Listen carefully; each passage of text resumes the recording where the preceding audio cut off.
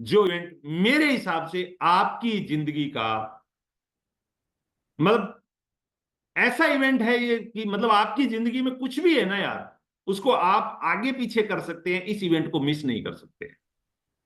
मैं जब इस बिजनेस में आया ना, मैं इस बिजनेस को कर रहा था, एक कहानी सुनाता हूं छोटी सी आपको।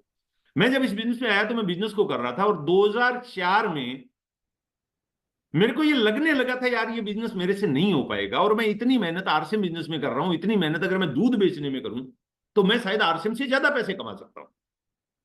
मैं आरसीएम से ज्यादा पैसे कमा सकता हूं दूध बेच के, क्योंकि जो मेहनत मैं यहां कर रहा हूं, जो स्ट्रगल यहां कर रहा हूं, जो लोगों के रिजेक्शन फेस कर रहा हूं, यार उससे तो मेरा दूध बेचने का काम अच्छा है ना। वहां कोई मेरे को रिजेक्शन नहीं मिलता है, वहां पे कोई बहुत ज्यादा स्ट्रगल नहीं करना पड़ता है। ठीक है, कंपटीशन है, बट कंपटीशन के साथ साथ में एक आराम तो है ना, कि कोई मजाक नहीं उड़ाता है, कोई हंसता नहीं है, सब लोग दया दिखाते हैं, यार यार बेचारा मेहनत कर रहा है, इतनी मेहनत कर रहा है, देखो इसकी जिंदगी में ये कितना मेहनती आदमी। मतलब मेरी दूध बेचने के काम में मेरे को हर हमेशा तारीफ मिलती थी।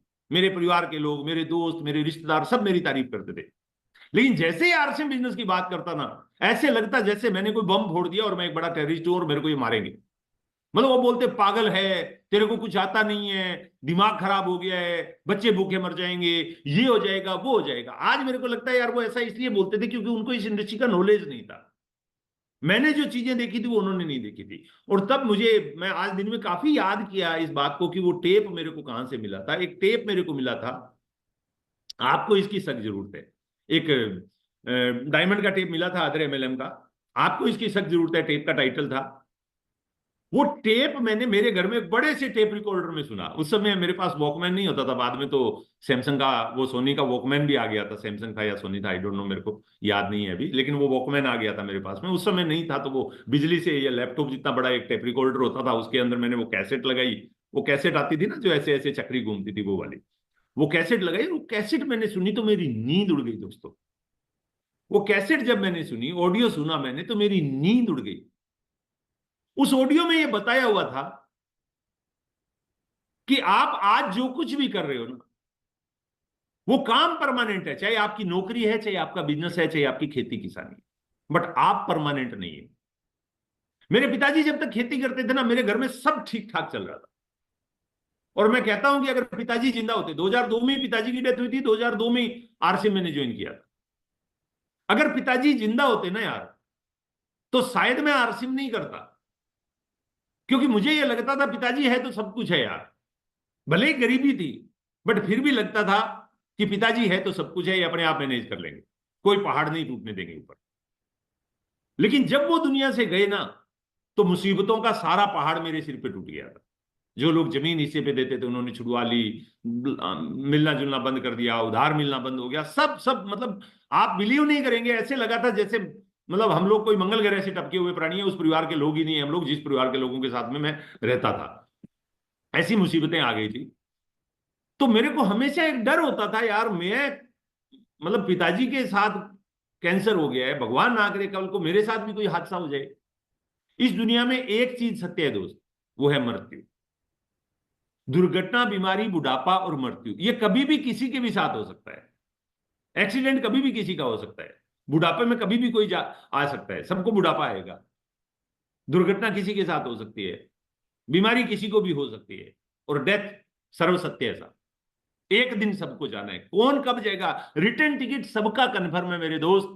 बस डेट डलना बाकी है, और ऊपर वाले ने तो वो भी डाल रखी है, हमें मालूम नहीं है कब की डली हुई है। हमें मालूम नहीं है कब की डली हुई है।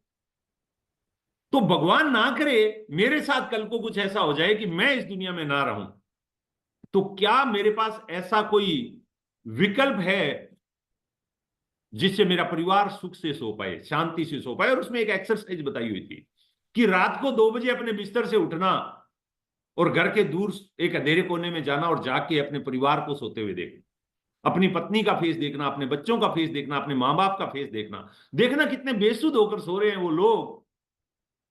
वो क्यों सो रहे हैं? क्योंकि कोई एक है जो दुनिया में उनकी फिक्र करने वाला है, और वो है घर के मुखिया यानी आप। और ये सोचना रात को 2 बजे कि भगवान ना करे कल इस मुखिया के सिर गले में फूलों का हार टंग जाए, यदि दीवार पे इसकी फोटो लग जाए और फूलों का हार टंग जाए, तो क्या आज मैं ऐसा कुछ कर रहा हूं जो मेरे परिवार को सिक्योरिटी देगा? अगर जवाब ना में है, तो आपको डायरेक्ट सेलिंग की सख्त जरूरत है, आपको इस बिजनेस की सख्त।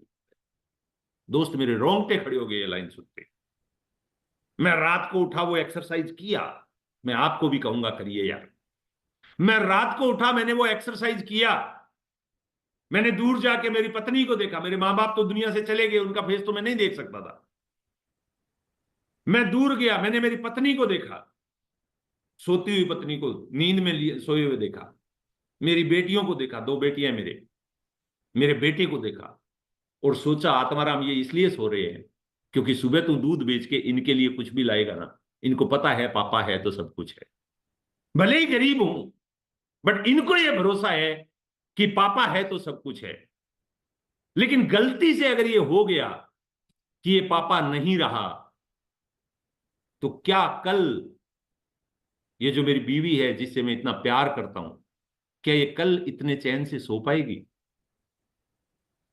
दोस्त, अंदर से एक टीस निकल गई थी जब मैंने ये सोचा ना कि मैं नहीं रहा तो क्या। मतलब आप बिलीव नहीं करेंगे, मैं कांपने लग गया था, पूरी रात सो नहीं पाया था। और जब सुबह उठा ना, तो सिर्फ एक चीज दिख रही, सिक्योरिटी। सिर्फ और सिर्फ एक चीज चाहिए थी, I want security only and only. उस दिन मैंने कसम खा ली थी, मां रूठे या पापा, यार मैं तो सिक्योरिटी के लिए काम करूंगा। दोस्त जाए भाड़ में, रिश्तेदार जाए भाड़ में, मेरे को किसी से कोई लेना देना नहीं है। मेरे को मेरे परिवार की सिक्योरिटी चाहिए सबसे पहले। सारी खुदाई एक तरफ, वो एक कहावत है ना, मुहावरा है ना, सारी खुदाई एक तरफ, जोरू का भाई एक तरफ। सारी दुनिया एक तरफ, आत्माराम के परिवार की सिक्योरिटी एक तरफ। आत्माराम अपने परिवार की सिक्योरिटी के लिए आरसीएम बिजनेस को करेगा, क्योंकि आरसीएम के अलावा कोई ऐसा सिस्टम मेरे को नहीं दिखा उस रात जो मेरे परिवार को सिक्योरिटी दे सकता है, मेरे जाने के बाद इनकम दे सकता है। और उसके बाद दोस्त मेरी पूरी जिंदगी बदल गई। मेरा बिजनेस करने का नजरिया, एटीट्यूड सब चेंज हो गया।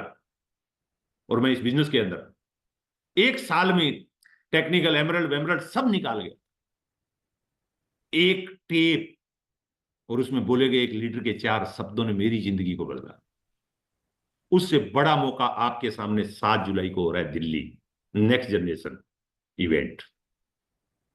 अगर आप चाहते हो आपकी टीम के लोग इस बिजनेस को विजन लेके करें, अगर आप चाहते हो कि आपकी टीम के लोग आपके बिना सपोर्ट के भी इस बिजनेस को करें, अगर आप चाहते हो कि आपकी टीम के लोग आप दुनिया में ना रहो तब भी इस बिजनेस को करें, अगर आप चाहते हो कि आपके टीम के लोग फर्स्ट प्रायोरिटी में रख के इस बिजनेस को करें, अगर आप चाहते हो कि आपकी टीम इंडिपेंडेंट इस बिजनेस को करे, अगर आप चाहते हो कि आपकी टीम में लोग लीडर बन के काम करे, तो दोस्त सारी प्रायोरिटीज को साइड में रख देना।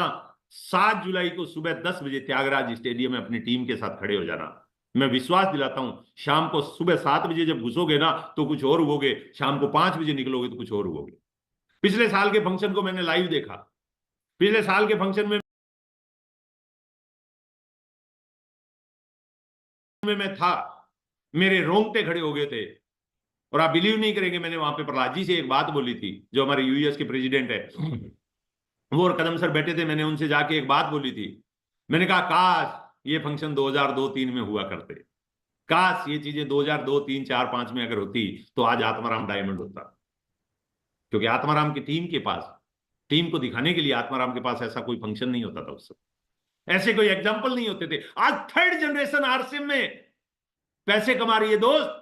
यानी दादाजी ने काम किया, पिताजी ने किया या नहीं किया, आज पोता कमा रहा है। और मेरे को याद आ रहा है गुरुदेव बीसी छाबड़ा जी का बोला हुआ सब, जब बीसी छाबड़ा जी कहते थे, हो सकता है आपको यह भरोसा हो या ना हो कि आप कामयाब हो सकते हैं, बट इस सिस्टम को भरोसा है कि आप कामयाब हो सकते हैं। और एक दिन आप इस दुनिया से चले जाएंगे, आपके बेटे होंगे, आपके पोते होंगे, आपके लड़पोते होंगे, सड़पोते होंगे, चढ़पोते होंगे, पोते के पोते होंगे, और वो भगवान के आगे अगरबत्ती लगा रहे होंगे। और भगवान की अगरबत्ती लगाते लगाते वो एक अगरबत्ती आपके नाम के आगे लगाएंगे, बोलेंगे वो रहे मेरे आरसीएम वाले दादाजी।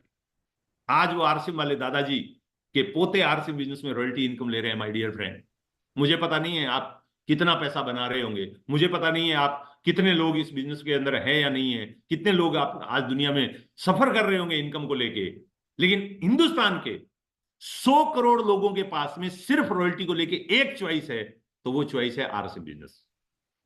इस देश के 100 करोड़ लोग, इस देश के 100 करोड़ की आबादी के पास ना टाइम फ्रीडम है, ना मनी फ्रीडम है, ना फाइनेंशियल सिक्योरिटी है।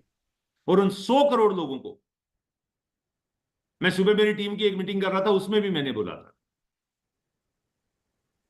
एग्जिट पोल का रिजल्ट आ गया है और एज पर एग्जिट पोल 4 जून को शाम को 4 बजे मोदी जी बीजेपी कार्यालय आके अपने लोगों के साथ में मीटिंग कर रहे होंगे। अगर वो प्रधानमंत्री के जितनी सीटें ले पाए तो वो मीटिंग करेंगे और उस मीटिंग में धन्यवाद बोलेंगे पूरे देशवासियों का कि बहुत बहुत धन्यवाद, आपने तीसरी बार मुझे प्रधानमंत्री चुना। अब मैं आपके लिए जीऊंगा, आपके लिए मरूंगा और इस देश के लिए जो करना पड़ेगा करूंगा। बट दोस्त, वो चाहे कितना भी बोल दे, ये जो 100 करोड़ भारतीय है ना मेरे भाई बहन, इन 100 करोड़ लोगों के घर में मर्सिडीज नहीं पहुंचा सकते। इन 100 करोड़ लोगों के घरों में टाइम फ्रीडम नहीं पहुंचा सकते।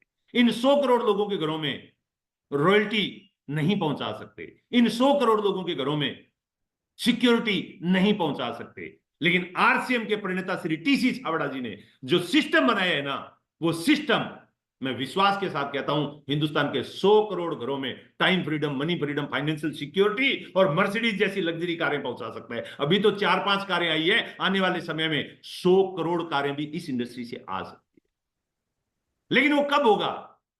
जब आप ऐसे किसी बड़े फंक्शन का हिस्सा बनेंगे जो साल में सिर्फ एक बार होता है।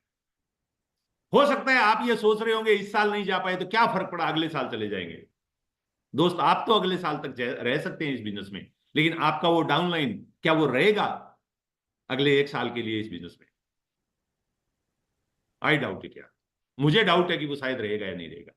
सो अगर आप इस बिजनेस में बड़ी अचीवमेंट चाहते हैं, बड़ी सक्सेस चाहते हैं और तेजी से कामयाबी चाहते हैं और जन्मों जन्मों की रॉयल्टी चाहते हैं ना यार, तो 7 जुलाई सुबह 10 बजे आप और आपकी टीम त्यागराज में होनी चाहिए। ये मेरा आपसे एक आह्वान है। मेरे को किसी ने बोला नहीं है कि मैं इसके बारे में कुछ बोलूं, मेरे को यूएस ने नहीं बोला है, मेरे को बीसी सर ने नहीं बोला है, लेकिन मैं दिल से चाहता हूं कि आप अपनी टीम के साथ इस फंक्शन में आए।